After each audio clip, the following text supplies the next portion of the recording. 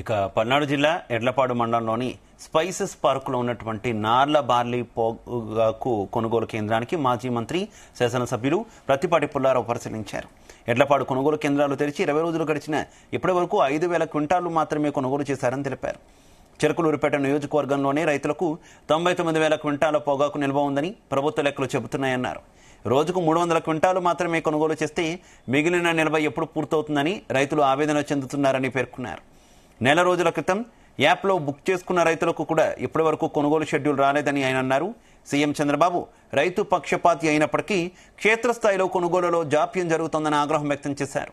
అధికారులు నిర్ణీత పరిమితికి మించి కొనుగోలు చేయకపోవడం వల్ల రైతులు సంతృప్తి చెందడం లేదని పుల్లారావు తెలిపారు.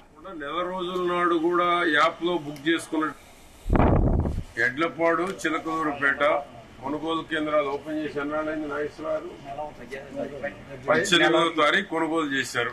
కొనుగోళ్లు బిగిన్ చేశారు. ఈ రోజు 11వ తారీఖు వచ్చాం, అంటే దాదాపు 20 రోజులు అయిపోయింది. ఇప్పుడు 5,000 క్వింటాలు మాత్రమే కొనుగోలు చేశారు. రైతుల దగ్గర 99,000 క్వింటాలు ఒక్క చిలకలూరుపేట నియోజకవర్గమే రైతుల దగ్గర నిల్వ ఉన్నట్టు ప్రభుత్వ లెక్కల ప్రకారం తేల్చారు. రోజుకు 300 క్వింటాలు ఒక్కొక్క పాయింట్ కొనుగోలు చేస్తే ఈ 99,000 క్వింటాలు ఎప్పుడు అవుతుందని రైతులు ఆవేదన చెందుతా ఉన్నారు. ఆవేదన చెందడమే కాకుండా నెల రోజుల నాడు కూడా యాప్ లో బుక్ చేసుకున్నటువంటి రైతులకి ఇప్పటి వరకు ఏ రోజు కొంటారు అనేటువంటిది కూడా షెడ్యూల్ రాలేదు. కాబట్టి రైతు పక్షపాతిగా చంద్రబాబు గారు తీసుకున్న నిర్ణయానికి ఒక పక్క హర్షిస్తూనే ఒక పక్క బాధపడుతూ ఆవేదన కూడా వ్యక్తం చేస్తా ఉన్నారు.